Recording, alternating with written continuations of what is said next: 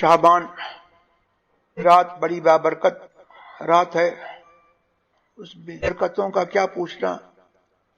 قرآن کریم میں ارشاد ہوا حامیم والکتاب المبین انا انزلناہ فی لیلۃ مبارکہ انا کنا منذرین فیہا یفرق کل امر حکیم۔ اس روشن کتاب کی قسم، ہم نے اس کو برکت والی رات میں اتارا، بے شک ہم ڈر سنانے والے ہیں۔ اس رات میں ہر حکمت والا کام بانٹ دیا جاتا ہے۔ ایک قول پر اس رات سے مراد نصف شعبان، شعبان کی 15ویں شب ہے، اور دوسرا قول یہ ہے کہ اس سے مراد شب قدر ہے۔ اس رات میں روزیاں اور لوگوں کی عمریں اور سال بھر کے کام فرشتوں کو بانٹے جاتے ہیں، جیسا کہ قرآن شریف میں ذکر ہے کہ فیہا یفرق کل امر حکیم۔ شعبان کے سلسلے میں کی فضیلت میں بہت ساری احادیث ہیں۔ یہاں ایک حدیث ذکر کی جاتی ہے، اس میں حضور سرور عالم صلی اللہ تبارک و تعالی علیہ وسلم نے شعبان کی وجہ تسمیہ بتائی کہ انما سمی شعبان لأنه اذا الشعب فيه خیر کثیر للصائم حتى يدخل الجنہ۔ شعبان کو اس لیے شعبان کہا جاتا ہے کہ اس میں روزے دار کے لیے خیر کثیر متفرق ہوتی ہے، اور اس کے لیے وہ خیر کثیر شائع ہوتی ہے، منتشر ہوتی ہے، اور وہ حسرت کے ساتھ، انتشار کے ساتھ اس کے ساتھ رہتی ہے یہاں تک کہ وہ جنت میں داخل ہو۔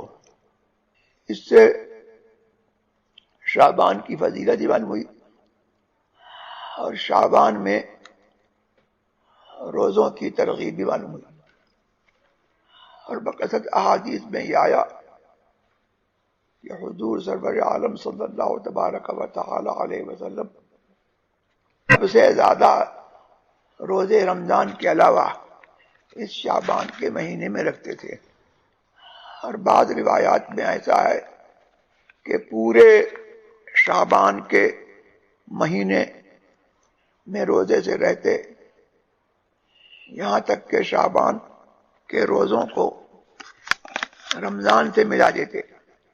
اور حضور نے یہ بھی فرمایا کہ شعبان میرا مہینہ ہے اور رمضان اللہ کا مہینہ ہے۔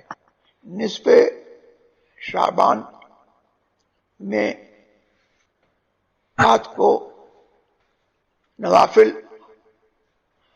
اور دن میں روزے کی فضیلت، روزہ رکھنا یہ بھی مستحب ہے، اور یہ بھی بکثرت احادیث سے ثابت ہے، اور بزرگان دین کا یہ معمول بھی ہے۔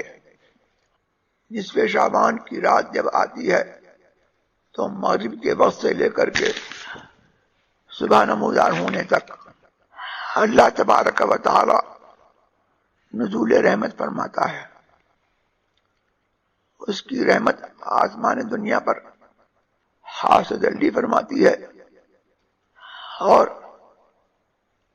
ندا ہوتی رہتی ہے کہ کیا کوئی رزق طلب کرنے والا ہے کہ میں اس کو رزق دوں، کیا کوئی مغفرت طلب کرنے والا ہے کہ میں اس کی مغفرت کروں، کیا کوئی ایسا ہے، کیا کوئی ایسا ہے، کیا کوئی ایسا ہے، یہاں تک کہ صبح نمودار ہوتی ہے۔ اور اس میں یہ بھی ہے کہ اللہ تبارک و تعالی کی مغفرت اس برکت والی رات میں عام ہے. اللہ تبارک و تعالی سب کی مغفرت فرماتا ہے سوائے مشرک، کافر اور ناحق جو مسلمان سے بیر رکھے، اس کے سوا. اس کا مصداق بد مذہب اہل سنت والجماعت کے مخالفین اور معاندین وہابیہ دیابنہ سب اس کے مصداق ہے کہ انہیں اہل سنت والجماعت سے اور اہل سنت کے بزرگان دین سے، اولیاء کاملین سے اور خود حضور سرور عالم صلی اللہ تبارک و تعالی علیہ وسلم سے عداوت اور بغض ہے. ان کی مغفرت نہیں ہوتی. اور تیسرے بارے میں تیسرا وہ ہے کہ جو ناحق قطع رحم کرے، رشتوں کو کاٹے. ناحق کی قید اس لیے ہے کہ اگر شرعی تقاضا کسی شخص کو اس کی بد مذہبی یا خلاف شرع حرکات کی وجہ سے کا تقاضا یہ ہے کہ اس کو چھوڑا جائے، تو یہ قطع رحم نہیں ہے. اور اس کے علاوہ دوسری حدیث میں یہ بھی ہے کہ سب کی مغفرت فرماتا ہے سوائے مشرک کے اور مشاہن، یعنی جو کسی سے عداوت رکھے اور قاطع رحم جو رشتے کاٹے، اور اس کے علاوہ جو جبرن لوگوں سے مال حاصل کرے اور گانے بجانے والوں کے بارے میں بھی یہ آیا کہ ان کی مغفرت نہیں ہوتی. اس رات کو درود میں، استغفار میں، تلاوت میں اور نوافل میں اور صدقہ و خیرات میں لوگ گزاریں. اور مسلمانوں میں اس رات کے دن جو بیہودہ رسمیں، آتش بازی وغیرہ کی رائج ہیں، اس سے پرہیز کریں کہ یہ ہر زمانے میں حرام ہے اور اس برکت والی رات میں اور زیادہ حرام ہے.